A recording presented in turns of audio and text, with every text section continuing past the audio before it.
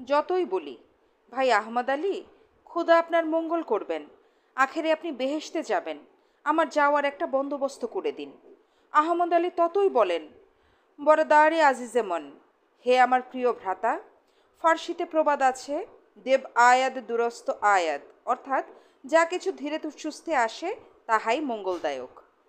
আরবিতেও আছে, অল ওজলু মিনা শয়তান, অর্থাৎ কিনা হন্তদন্ত হওয়ার মানে শয়তানের পন্থায় চলা। ইংরেজিতেও আছে। আমি বললুম, সব বুঝেছি, কিন্তু আপনার পায়ে পড়ি, এই পাঠানের চালে আমার চলবে না। শুনেছি এখান থেকে ল্যান্ডিকোটাল যেতে তাদের 15 দিন লাগে, 32 মাইল রাস্তা। আহমদ আলী গম্ভীরভাবে জিজ্ঞেস করলেন, কে বলেছে? আমি বললুম, কেন, কাল রাত্রিরের দাওয়াতে রমজান খান, সেই যে বাবরি চুলওয়ালা, মিষ্টি মিষ্টি মুখ। আহমদ আলী বললেন, রমজান খান পাঠানদের কি জানে?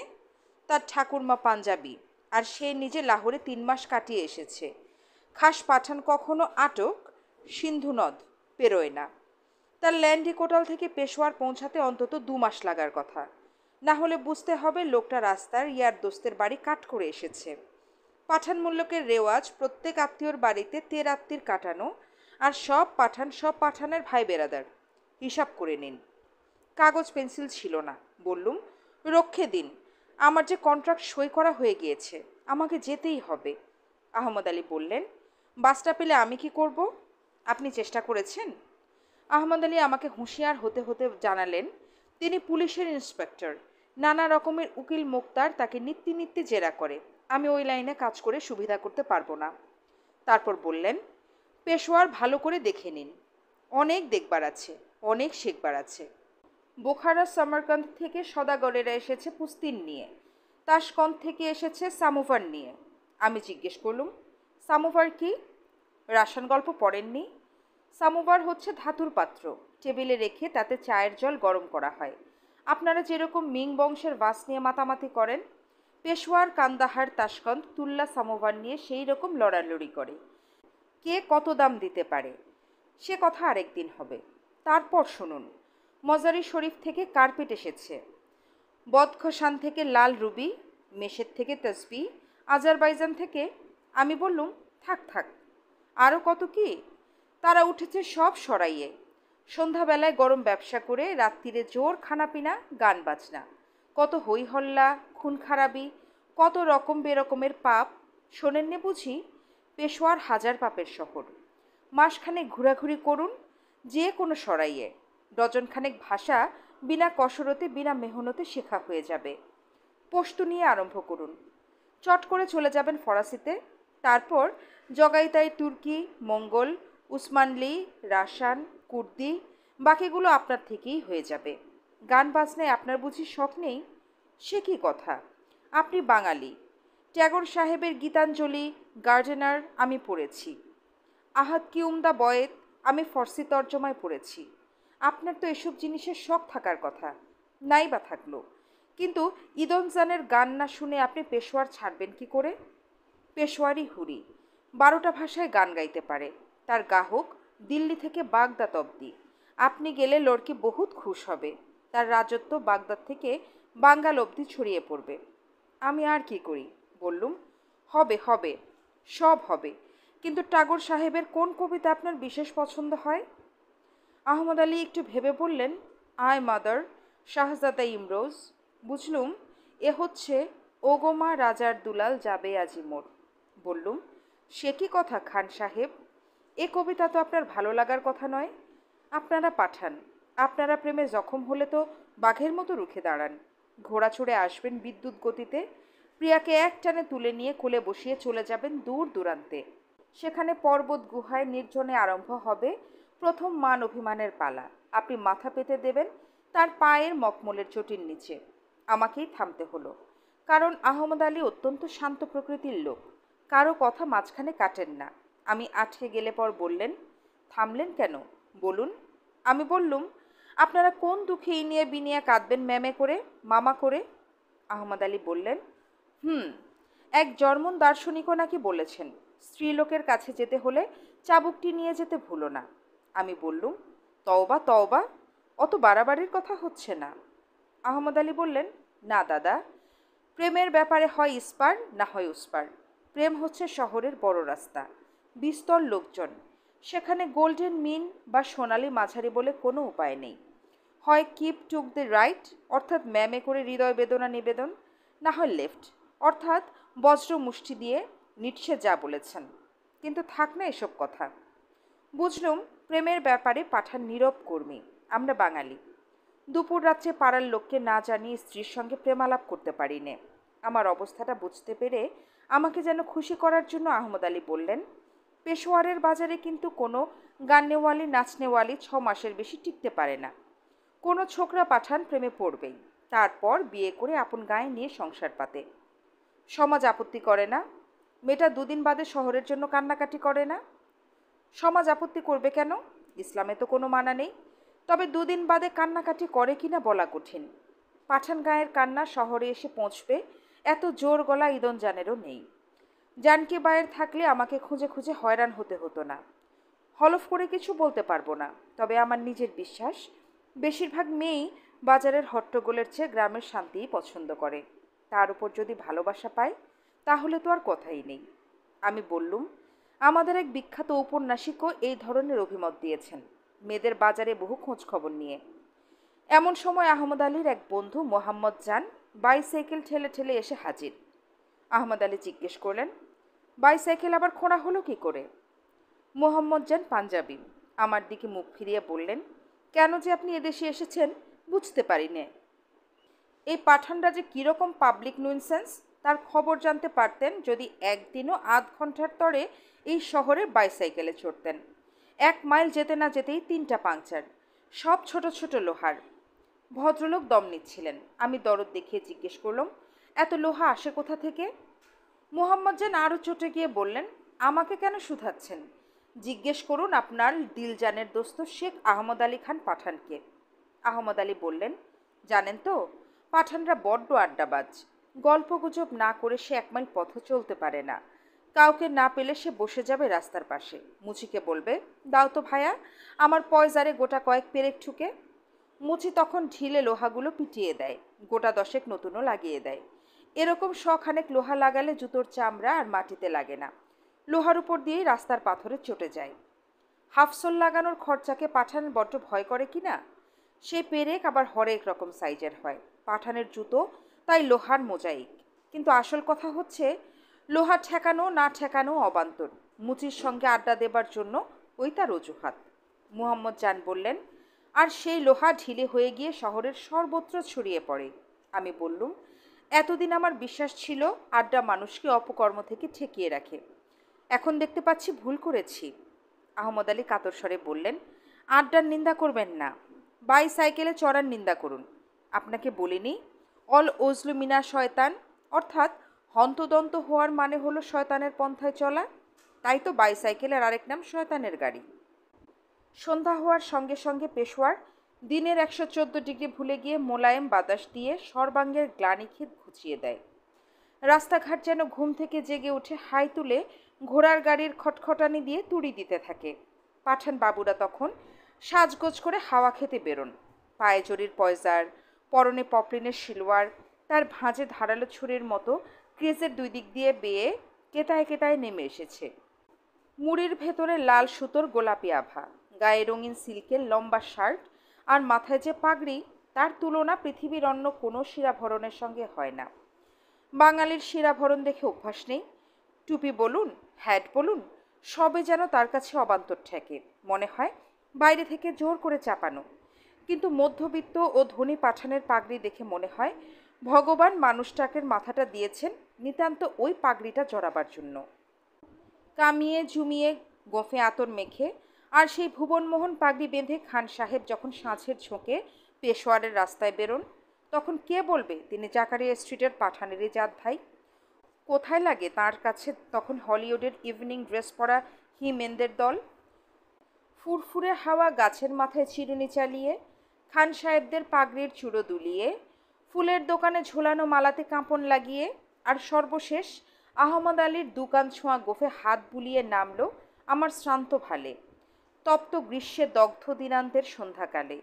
এ যেন বাংলাদেশের জ্যৈষ্ঠ শেষের নববর্ষণ। শীতল জলধারার পরিবর্তে এ যেন মাতৃহস্তের স্নিগ্ধমন্দ মলয় ব্যঞ্জন।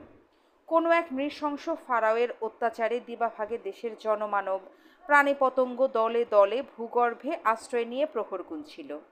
পশ্চিম পিরামিডে তার অবসানের সঙ্গে সঙ্গে উত্তর বাতাস যেন মোজেসের অভয়বাণী দিয়ে গেল। দিকে দিকে নতুন প্রাণের সাড়া, ছিন্ন হয়েছে বন্ধন বন্দির। কিন্তু জেগে উঠে মানুষের সবচেয়ে প্রয়োজন কি আহারের? রুটি আর কাবাবওয়ালার দোকানের সামনে কি অসম্ভব ভিড়। বোরকা পরা মেয়ে, সবে হাঁটতে শিখেছে ছেলে, বাঁ হাত মরণের দিকে, ডান হাত রুটিওয়ালার দিকে বাড়িয়ে বুড়ো, সবাই ঝাঁপিয়ে পড়েছে আহারের সন্ধানে। রুটিওয়ালা সেই ক্ষুধার্তদের শান্ত করার জন্য কাউকে কাতর কণ্ঠে ডাকে ভাই, কাউকে বেরাদার, কাউকে জানেমন, কাউকে আগাজান। পশতু, পাঞ্জাবি, ফার্সি, উর্দু, 4টে ভাষায় সে অনর্গল একসঙ্গে কথা বলে যাচ্ছে। ওদিকে তন্দুরের ভেতর লম্বা লোহার আঁশি চালিয়ে রুটি টেনে টেনে উঠাচ্ছে রুটিওয়ালার ছোকরা। বড় বড় বাবরি চুলের জুলফি থেকে চোখ মুখ ঢেকে ফেলেছে। 2 হাত দিয়ে রুটি তুলছে, সরাবার ফুরসত নেই। বুড়ো রুটিওয়ালার দাড়ি হাওয়ায় দুলছে। কাজের হিরিকে তার বজ্রবাঁধন পাগড়ি পর্যন্ত চ্যারচা হয়ে একদিকে নেমে এসেছে। ছোকরাদের কখনো তম্বি করে জুতকুন জুতকুন, জলদি করো জলদি করো। খদ্দরদের কখনো কাকুতি মিনতি, হে ভ্রাত, হে বন্ধু, হে আমার প্রাণ, হে আমার দিলজান, সবুর করো সবুর করো। তাজা গরম রুটি দি বলেই তো এত হাঙ্গাম হুজ্জত। বাসি দিলে কি এতক্ষণ তোমাদের দাঁড় করিয়ে রাখতুম? বোরকার আড়াল থেকে কে যেন বলল, বয়স বোঝার জো নেই। তোর তাজা রুটি খেয়ে খেয়েই তো পাড়ার 3 পুরুষ মরল। তুই বুঝি লুকিয়ে লুকিয়ে বাসি খাস? তাই দে না। বোরকা পরে ওই যা, তা না হলে পাঠান মেয়েও স্বাধীন। রুটির পর ফুল কিংবা আতর। মনে পড়ল মহাপুরুষ মোহাম্মদের একটি বচন, সত্যেন দত্তের তর্জমা, জোটে যদি মোটে 1টি পয়সা, খাদ্য কিনিও ক্ষুধার লাগি। জুটে যায় যদি 2টি পয়সা, ফুল কিনে নিও হে অনুরাগী। পাঠান অত্যন্ত অলস এবং আড্ডাবাজ, কিন্তু আরাম প্রয়াসী নয়, এবং যেটুকু সামান্য তার বিলাস, তার খরচাও ভয়ঙ্কর বেশি কিছু নয়। দেশ ভ্রমণকারী গুণীদের মুখে শোনা যে তাদের গায়ের জোর যেমন বেশি, তাদের স্বভাবও হয় তেমনি শান্ত। পাঠানদের বেলায় দেখলুম কথাটা খাঁটি। কাগজে আমরা হর হামেশাই পাঠানদের লুটতরাজের কথা পড়ি, তার কারণও আছে। অনুর্বর দেশ, ব্যবসা বাণিজ্য করতে জানে না, পল্টনে তো আর তামাম দেশটা ঢুকতে পারে না, কাজেই লুটতরাজ ছাড়া আর কোনো উপায় নেই। কিন্তু পেটের দায়ে সে অপকর্ম করে, মেজাজ দেখাবার জন্য সেই অপকর্ম করে না।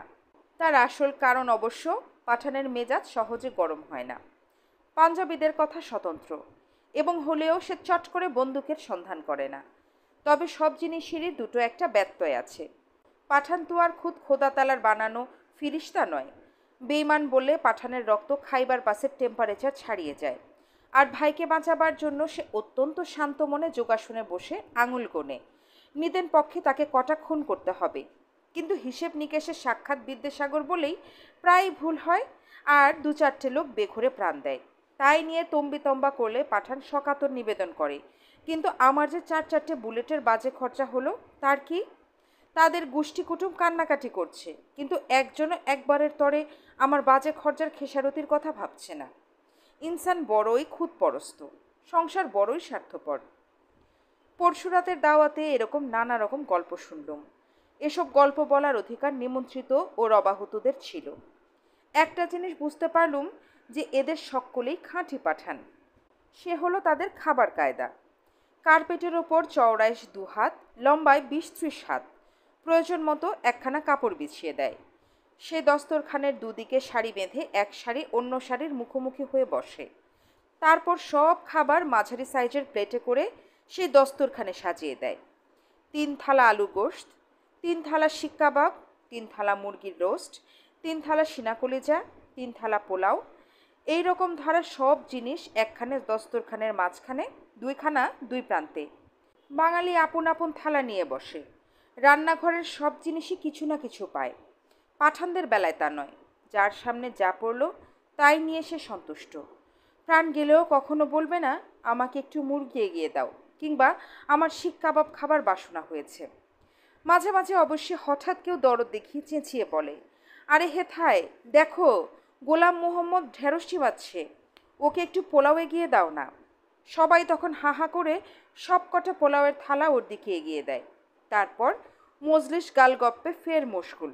ওদিকে গোলাম মোহাম্মদ শুকনো পোলাওয়ের মরুভূমিতে তৃষ্ণায় মারা গেল, না মাংসের থই থই ঝোলে ডুবে গিয়ে প্রাণ দিল, তার খবর ঘণ্টাখানেক ধরে আর কেউ রাখে না।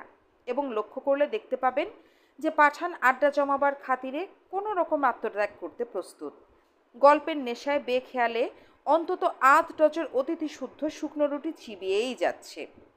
অবচেতন ভাবটা এই, পোলাও মাংস বাঁচতে হয়, দেখতে হয়, বহুত বায়নক্কা। তাহলে লোকের মুখের দিকে তাকাবো কী করে, আর না তাকালে গল্প জমবেই বা কী করে। অথচ এনার সবাই ভদ্র সন্তান, দু পয়সা কামায়ও বটে, বাড়িতে নিশ্চয়ই পছন্দ মাফিক পোলাও কালিয়া খায়। কিন্তু পাঠান জীবনের প্রধান আইন, একলা বসে নবাবি খানা খাওয়ার চেয়ে ইয়ার বক্সির সঙ্গে শুকনো রুটি চিবানো ভালো। ওমর খৈয়ামও বলেছেন, তব সাথে হয়ে দগ্ধ মরুতে পথ ভুলে তবু মরি, তোমারে ছাড়িয়ে মসজিদে গিয়ে কি হবে মন্ত্রস্বরী।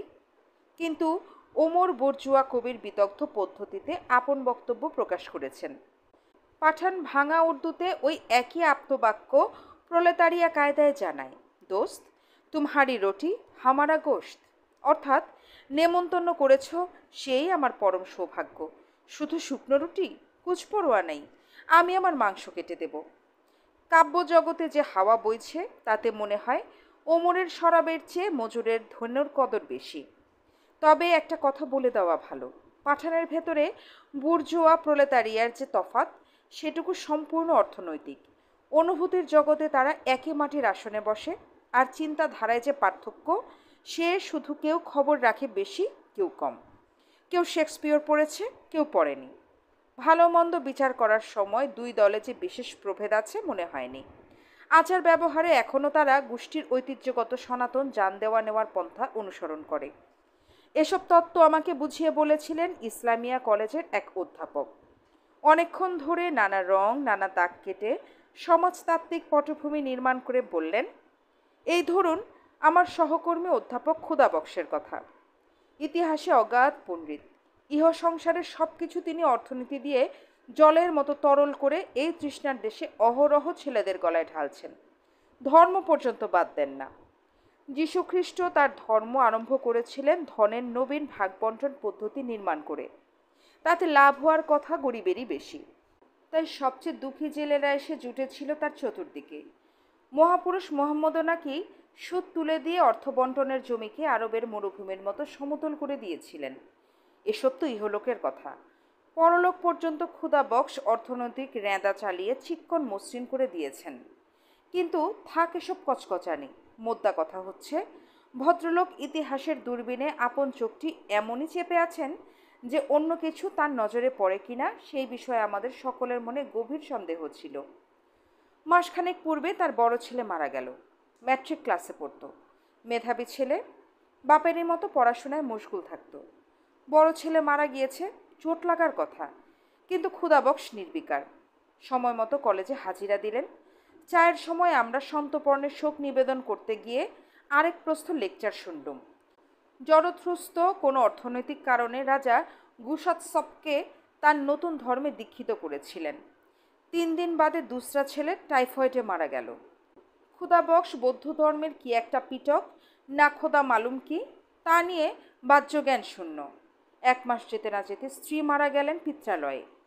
ক্ষুদাবক্স তখন সিন্ধুর পারে পারে সিকান্দার শাহের বিজয় পন্থার অর্থনৈতিক কারণ অনুসন্ধানে নাক কান বন্ধ করে তুরীয়ভাবে অবলম্বন করছেন।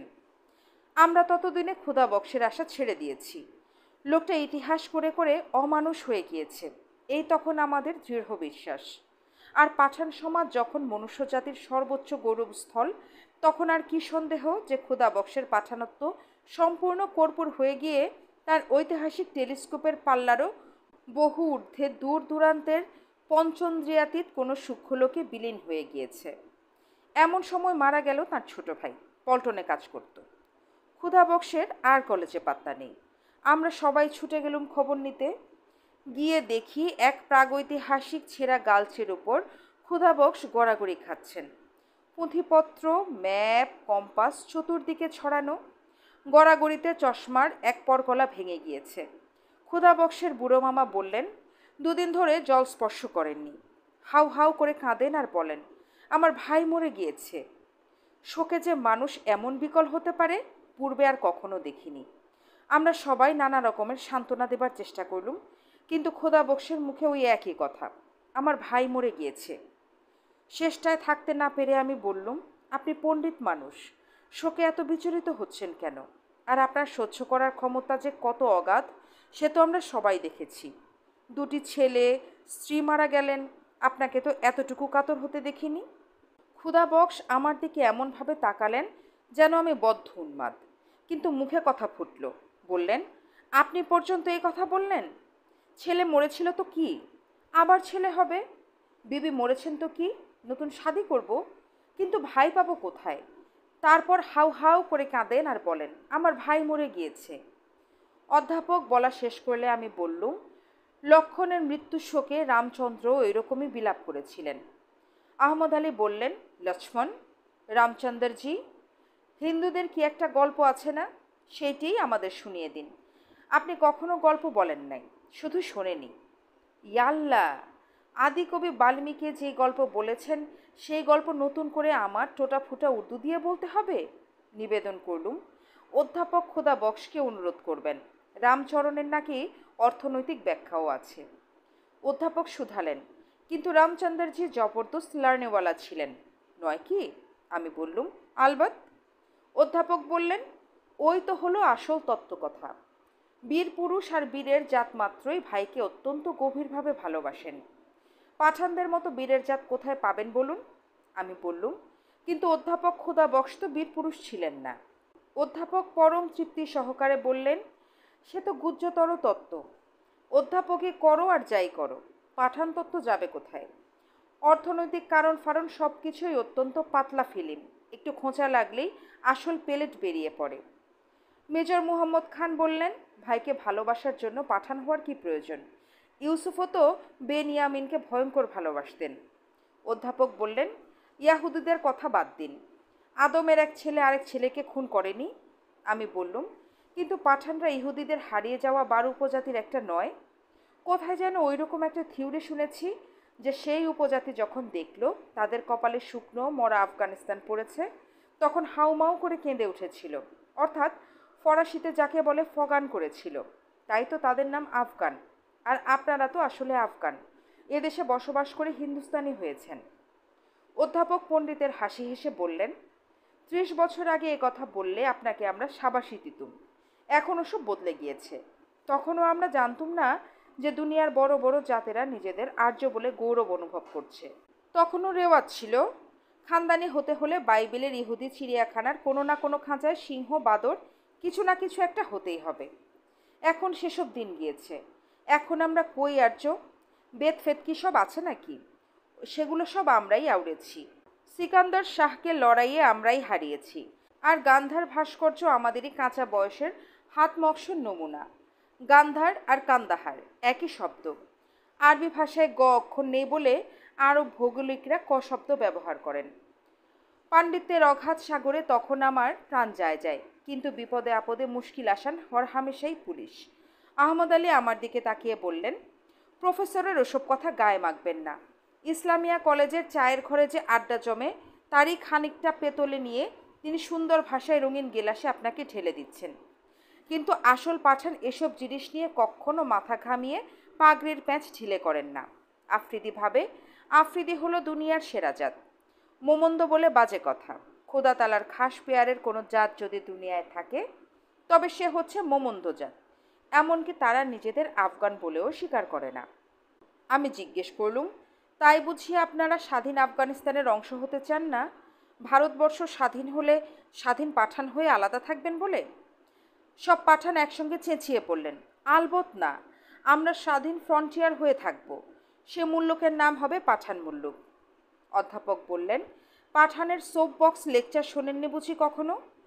সে বলে, ভাই পাঠান সব, এসো আমরা সব উড়িয়ে দিই, democracy, autocracy, bureaucracy, communism, dictatorship, সব সব। আরেক পাঠান তখন চেঁচিয়ে বলে, তুই বুঝি অ্যানার্কিস্ট? পাঠান বলল, না, আমরা অ্যানার্কিও উড়িয়ে দিব। অধ্যাপক বললেন, বুঝতে পেরেছেন? আমি বললুম, বিলক্ষণ। রবীন্দ্রনাথও বলেছেন, একেবারে বুঁদ হয়ে যাবে, ঝিম হয়ে যাবে, ভোঁ হয়ে যাবে, তারপর না হয়ে যাবে। এই তো? অধ্যাপক বললেন, ঠিক ধরেছেন। আমি বললুম, ভারতবর্ষের অংশ যখন হবেন না, তখন দয়া করে রাশানদের আপনারাই ঠেকিয়ে রাখবেন। সবাই সমস্বরে বললেন, আলবৎ। পৃথিবীর আর সব দেশে যেতে হলে একখানা পাসপোর্ট জোগাড় করে যে কোনো বন্দরে গিয়ে হাজির হলেই হলো। আফগানিস্তান যেতে হলে সেটি হবার জো নেই। পেশোয়ার পৌঁছে আবার নতুন স্ট্যাম্পের প্রয়োজন, সেও আবার 3 দিন পর নাকচ হয়ে যায়। খাইবার পাসের আশেপাশে কখন যে দাঙ্গা হাঙ্গামা লেগে যায় তার স্থিরতা নেই বলেই এই বন্দোবস্ত। আবার এই 3 দিনের মেয়াদ স্ট্যাম্প সত্ত্বেও হয়তো খাইবারের মুখ থেকে মোটর ফিরিয়ে দিতে পারে, যদি ইতিমধ্যে কোনো বখেরা লেগে গিয়ে থাকে। সেই স্ট্যাম্প নিয়ে বাড়ি ফিরছি, এমন সময় দেখি হরেক রকম বিদেশি লোকে ভর্তি কতগুলো বাস পশ্চিম দিকে যাচ্ছে। আহমদ আলীকে জিজ্ঞেস করলুম, এগুলো কোথায় যাচ্ছে? তিনি ধমক দিয়ে বললেন, এগুলো কাবুল যায় না। তারপর অন্য কথা পারবার জন্য বললেন, বাংলাদেশের একটা গল্প বলুন না। আমি মনে মনে বললুম, আচ্ছা, তবে শোনো। বাইরে বললুম, গল্প বলা আমার আসে না, তবে একটা জিনিসে পাঠান বাঙালিতে মিল দেখতে পেয়েছি, সেইটা আপনাকে বলছি, শুনুন। এখানে যেরকম কারবার পাঞ্জাবি আর শিখদের হাতে, কলকাতায়ও কারবার বেশিরভাগ অবাঙালিদের হাতে। আর বাঙালি যখন ব্যবসা করে তখন তার কায়দাও আজব। আমি তখন ইলিয়ট রোডে থাকতুম, সেখানে দোকানপাট ফিরিঙ্গিদের। মুসলমানদের কিছু কিছু দর্জির দোকান আর লন্ড্রি, ব্যাস। তার মাঝখানে এক বাঙালি মুসলমান ঝাঁ চকচকে ফ্যান্সি দোকান খুলল। লোকটির বেশভূষা দেখে মনে হলো শিক্ষিত, ভদ্রলোকের ছেলে। স্থির করলুম, সাহস করে দোকান যখন খুলেছে তখন তাকে পেট্রোনাইজ করতে হবে। জোর গরম পড়েছে, বেলা 2টো। শহরে চরকি বাজার মতো ঘুরতে হয়েছে, দেদার সাবান চোখে পড়েছে, কিন্তু কিনিনি। ভদ্রলোকের ছেলেকে পেট্রোনাইজ করতে হবে। ট্রাম থেকে নেমে দোকানের সামনে এসে দেখি ভদ্রলোক নাক ডাকিয়ে ঘুমাচ্ছেন। পাখিটা খাঁচায় ঘুমোচ্ছে। ঘড়িটা পর্যন্ত সেই যে 12টায় ঘুমিয়ে পড়েছিল, এখনো জাগেনি। আমি মোলায়েম সুরে বললুম, ও মশাই, মশাই।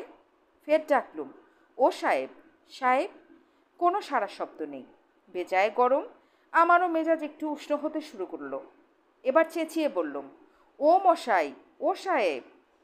ভদ্রলোক আস্তে আস্তে বোয়াল মাছের মতো 2 রাঙা টকটকে চোখ সিকিটা খুলে বললেন, আজ্ঞে। তারপর ফের চোখ বন্ধ করলেন। আমি বললুম, সাবান আছে? পাম অলিভ সাবান? চোখ বন্ধ রেখে উত্তর দিলেন, না। আমি বললুম, সে কি কথা, ওই তো রয়েছে শোকেসে। ও বিক্রির না। তারপর আহমদ আলীকে জিজ্ঞেস করলুম, পাঠানরাও বুঝি ওই রকমই ব্যবসা করে? তিনি তো খুব খানিকক্ষণ ধরে হাসলেন। তারপর জিজ্ঞেস করলেন, কেন বলুন তো? আমি উত্তর দিলুম, ওই যে বললেন এসব বাস কাবুল যায় না। এবার আহমদ আলী থমকে দাঁড়ালেন। দেয়ালের দিকে ঘুরে কোমরে 2 হাত দিয়ে অনেকক্ষণ ঠাঠা করে হাসলেন। সে তো হাসি নয়, হাসির দমক। আমি ঠাঁই দাঁড়িয়ে অপেক্ষা করছি কখন তার হাসি থামবে। উত্তর দিলেন, ভালো, এসব বাস খাইবার পাস অবধি গিয়েই ব্যাস। আমি বললুম, এই সামান্য রসিকতায় আপনি প্রচুর হাসতে পারেন কি করে? কেন পারবো না? হাসি কি আর গল্পে ঠাসা থাকে? হাসি থাকে খুশ দিলে। আপনাকে বলিনি স্বাধীনতা কোথায় বাসা বেঁধে থাকে? রাইফেলে নয়, বুকের খুনে। একটা গল্প শুনবেন? ওই দেখছেন কোথায় চায়ের দোকানে বটতলায় বেঞ্চি পেতে দিয়েছে, চলুন না। পাঠান মাত্র ওই মারাত্মক ডেমোক্র্যাট, নির্জলা টাঙ্গাওয়ালা বিড়িওয়ালার চায়ের দোকান। আহমদ আলী তার বিশাল বপুখানার ওজন সম্বন্ধে সচেতন বলেই খুঁটির ওপর ভর করে দিয়ে বসলেন। আমি আমার তনুখানা যেখানে খুশি সেখানে রাখলুম। বললেন, ওমর খৈয়ামের এক রাত্রে বড্ড নেশা পেয়েছে, কিন্তু প্রতিজ্ঞা করেছিলেন 5খানা রুবাইয়াত শেষ না করে উঠবেন না। জানেন তো কীরকম ঠাস বুননির কবিতা। শেষ করতে করতে রাত প্রায় কাবার হয়ে এলো। মদের দোকানে যখন পৌঁছলেন তখন ভোর হব হব। হুঙ্কার দিয়ে বললেন, নিয়ে এসে তো হে 1 পাত্তর উৎকৃষ্ট সিরাজি। মদওয়ালা কাঁচুমাচু হয়ে বলল, হুজুর, এত দেরিতে এসেছেন, রাত কাবারের সঙ্গে সঙ্গে মদও কাবার হয়ে গিয়েছে। ওমর নরম হয়ে বললেন, সিরাজি নেই তো অন্য কোনো মাল দাও না। মদওয়ালা বলল, শরম কি বাদ, কিচ্ছু নেই হুজুর। ওমর বললেন, পরোয়া নদারদ, ওই যেসব এঁটো পেয়ালাগুলো গড়াগড়ি খাচ্ছে সেগুলো ধুয়ে তাই দাও দেখিনি। নেশার জিম্মাদারি আমার। হিম্মতের জিম্মাদারি, হাসির জিম্মাদারি, নেশার জিম্মাদারি কিসে, কার, সে সম্বন্ধে আলোচনা করার পূর্বেই দেখতে পেলুম রাস্তা দিয়ে যাচ্ছে সেই ভেজাল পাঠান। তার ব্রাত্যদোষ, তিনি 3 মাস লাহোরে কাটিয়েছিলেন। রমজান খান। আমি আহমদ আলীকে আঙুল তুলে দেখালুম। আর যায় কোথায়? ও রমজান খান, জানেমন বা দারেমন, এইদিকে এসো। আমাকে তম্বি করে বললেন, আশ্চর্য লোক, আমি না ডাকলে আপনি ওকে যেতে দিতেন? এই গরমে লোকটা সর্দিকর্মী হয়ে মারা যেত না? আল্লাহ রসুলের ভয়জন নেই? রমজান খান এসে বললেন, ভগ্নিপতির অসুখ, তার করতে যাচ্ছি বলেই ঝুপ করে বেঞ্চিতে বসে পড়লেন। আহমদ আলী সান্ত্বনা দিয়ে বললেন, হবে হবে, সব হবে। টেলিগ্রাফের তার শক্তমালে তৈরি, 2-4 ঘন্টায় ক্ষয়ে যাবে না। সুখবর শোনো। সৈয়দ সাহেব একখানা বহুত উমদা গল্প পেশ করেছেন বলে তিনি আমার কাঁচা সিদ্ধ গল্পে বিস্তর টমেটোর রস আর উস্টার সস ঢেলে রমজান খানকে পরিবেশন করলেন। বারে বারে বললেন, এ সাবার বিক্কিরেন না, এ বাস কাবুলে যায় না, এ যেন বাংলাদেশের পূর্ব আকাশের সূর্যোদয় এর পেশোয়ারের পশ্চিম আকাশে লাল হয়ে গেল, হুবহু এক রং। রমজান খান বললেন, তা তো বুঝলুম, কিন্তু বাঙালি আর পাঠানে একটা জায়গায় সক্ষত গরমিল আছে। আমি শুধুলুম, কিসে? রমজান খান বললেন, আমি সিন্ধু নদ পেরিয়ে আহমদ আলীর পাক নজরে যে মহাপাপ করেছি, এটা সেই সিন্ধু পাড়ের কাহিনী। তবে আটকের কাছে নয়, অনেক দক্ষিণে। সেখানে সিন্ধু বেশ চওড়া, তারই বালুচরে বসে দুপুর রোদে 8 জন পাঠান ঘামছে। উট ভাড়া দিয়ে তারা 96 টাকা পেয়েছে, কিন্তু কিছুতেই সমানে সমান ভাগ বাটোয়ারা করতে পারছে না। কখনো কারো হিস্সায় কম পড়ে যায়, কখনো কিছু টাকা উপরি থেকে যায়। ক্রমাগত নতুন নতুন ভাগ হচ্ছে, হিসাব মিলছে না। ঘাম ঝরছে আর মেজাজ তিরিক্ষি হয়ে গলাও চড়ছে। এমন সময় তারা দেখতে পেল অন্য পাড় দিয়ে এক বেনে তার পুঁটুলি হাতে করে যাচ্ছে। সব পাঠান একসঙ্গে চেঁচিয়ে বেনেকে ডাকলো এপারে এসে ওদের টাকা পয়সার ফয়সালা করে দিয়ে যেতে। বেনে হাত পা নেড়ে বোঝালো অত মেহনত তার সইবে না। আর কত টাকা কজন লোক তাই জানতে চাইল। 4 কুড়ি 10 ও তার উপর 6 টাকা আর হিস্সাদার 8 জন। বেনে বলল, 12 টাকা করে নাও। পাঠানরা চেঁচিয়ে বলল, তুই একটু সবুর কর, আমরা দেখে নিচ্ছি। বকরা ঠিক মেলে কি না। মিলে গেল, সবাই অবাক। তখন তাদের সর্দার চোখ পাকিয়ে বলল, এতক্ষণ ধরে আমরা চেষ্টা করলুম, হিসাব মিলল না। এখন মিলল কি করে? ব্যাটা নিশ্চয়ই কিছু একটা টাকা সরিয়ে হিসাব মিলিয়ে দিয়েছে। ওপার থেকে সে যখন হিসাব মেলাতে পারে, তখন নিশ্চয়ই কিছু টাকা সরাতেও পারে। পাকড়ো শালাকো। রমজান খান বললেন, বুঝতেই পারছেন। পরোপকার করতে গিয়ে বেনের পোর অবস্থা। ভাগ্যিস সিন্ধু নদ সেখানে চওড়া, আর বেনেরা কিছু পারুক না পারুক ছুটতে পারে আরবি ঘোড়ার চেয়েও তেজে। সে যাত্রা বেনে বেঁচে গেল। আমি বললুম, গল্পটি উপাদেয়, কিন্তু বাঙালির সঙ্গে গরমিলের এতে আছে কোন চিজ? রমজান খান বললেন, বাঙালি আপন দেশে বসে এভারেস্টের গায়ে ফিতে না লাগিয়ে চূড়োয় চড়তে গিয়ে খামাখা জান না দিয়ে ইংরেজকে বাতলে দেয়নি ওই দুনিয়ার সবচেয়ে উঁচু পাহাড়? আমি বললুম, হ্যাঁ, কিন্তু নাম হয়েছে ইংরেজের। আহমদ আলী শুধালেন, তাই বুঝি বাঙালি চটে গিয়ে ইংরেজকে বোমা মারে? আমি অনেকক্ষণ ধরে ঘাড় চুলকে বললুম, সেও একটা অতি সূক্ষ্ম কারণ বটে, তবে নাকি না শিকদার এভারেস্ট সাহেবকে বোমা মারেনি। রমজান খান উষ্মা দেখিয়ে বললেন, কিন্তু মারা উচিত ছিল। আমি বললুম, কিন্তু একটা সামান্য টেকনিক্যাল মুশকিল ছিল। নামকরণ যখন হয়, শিকদার তখন কলকাতায় আর মহামান্য স্যার জর্জ লন্ডনে পেনশন টানছেন। পাল্লাটা। পুরো পাঠান এবং নিম পাঠান একসঙ্গে হ্যাঁ হ্যাঁ করে উঠল। শুধালেন, তার মানে? তবে কি ওই লোকটার তদারকিতেও এভারেস্ট মাপা হয়নি? আমি বললুম, না। কিন্তু আপনারা একটু বিচলিত হচ্ছেন কেন? এই আপনাদের ভাই বেরাদাররাই কতবার কাবুল দখল করেছেন আমার ঠিক স্মরণ নেই, কিন্তু এই কথাটা মনে গাঁথা আছে যে নাম হয়েছে প্রতিবার ইংরেজের, আর আপনারা যখনই হাত গুটিয়ে বসেছিলেন তখনই হয় ইংরেজ কচুকাটা হয়ে মরেছে, নয় আপনাদের বদনাম নিজেদের অপমানের জ্বালার মতো মোটা মোটা মেডেল পরে ঠেকেছে। এই গেলবারে যখন 2খানা আকবর শাহী কামান আর 3খানা জাহাঙ্গীরি বন্দুক নিয়ে আমানুল্লাহ ইংরেজকে তুলোধুনা করে ছাড়লেন, তখন ইংরেজ তামাম দুনিয়াকে ঢাক পিটিয়ে শোনায়নি যে পাঠানের ফেরেববাজিতেই তারা লড়াই হারল? রমজান খান বললেন, বাঙালি এত খবর রাখে কেন? আমি বললুম, যদি কিছু মনে না করেন আর গোস্তাকি বেয়াদবি মাফ করেন, তবে সবিনয় নিবেদন, আপনারা যদি একটু বেশি খবর রাখেন তাহলে আমরা নিষ্কৃতি পাই। দুজনেই চুপ করে শুনলেন। তারপর আহমদ আলী বললেন, সৈয়দ সাহেব, কিছু মনে করবেন না। আপনারা বোমা মারেন, রাজনৈতিক আন্দোলন চালান, ইংরেজ আপনাদের ভয়ও করে। এসব তো আরম্ভ হয়েছে মাত্র সেদিন।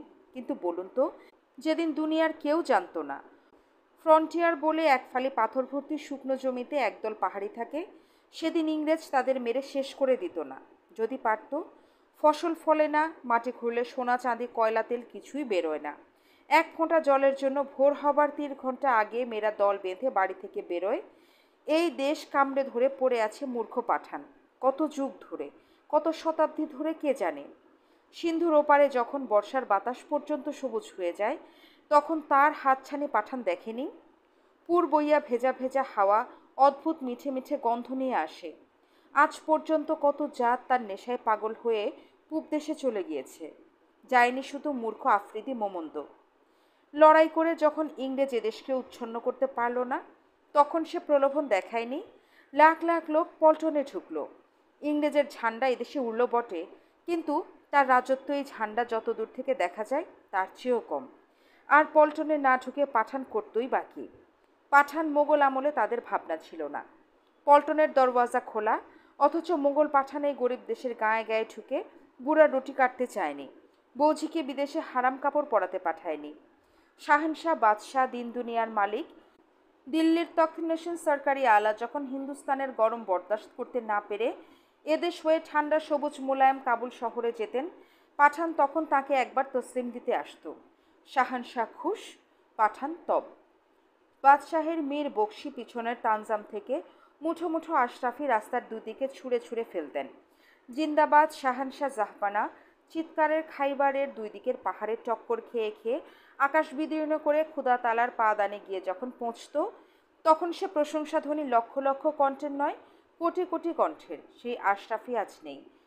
পর্বত গাত্রে প্রশংসার রব প্রতিধ্বনিত হয় না, কিন্তু ওই পাথরের টুকরোগুলো পাষাণ পাঠান আপন ছাতির খুন দিয়ে এখনও স্বাধীন রেখেছে। তাই তার নাম এখনও নো ম্যানস ল্যান্ড। পাঠান কি আর করতে পারত বলুন? আমি অত্যন্ত লজ্জা পেয়ে বারবার আপত্তি জানিয়ে বললাম, আমি সেই অর্থে কথাটা বলিনি। আমি ভদ্র সন্তানদের কথা ভাবছিলুম এবং তারাও কিছু কম করেননি।